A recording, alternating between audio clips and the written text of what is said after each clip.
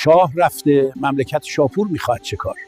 جناب شیخ لطفاً یه شعر کوتاه برای اوضاع این کشور بگید. شاه رفته، مملکت شاپور میخوان چه کار؟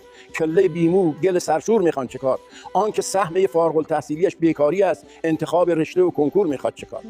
ازدواج امروزه اصل و ریشه صد مشکل است، ابتدای این مصیبت سور میخواد چه کار؟ کشوری که هست در آن ساز و موسیقی حرام، در سرود ملی شیپور میخواد چه کار؟ ما که دیگه از زمین و آسمان فیلتر شدیم، فیلمامان فیلتر و سانسور میخواد چه کار؟ در دهی که سالها اوبیخ بختش خفته است، پاسبانش این همه کافور میخواد چه کار؟ دزدها با رشوه چون از هر دهری رد میشوند، پس دم در افسر و مأمور میخواد چه کار؟ سارقی که خورده یک جا نصف بیت المال را، چهره شطرنجی و مستور میخواد چه کار؟ زاهد ما حاصل انگور کشور رو خرید، یک مسلمان این همه انگور میخواد چه کار؟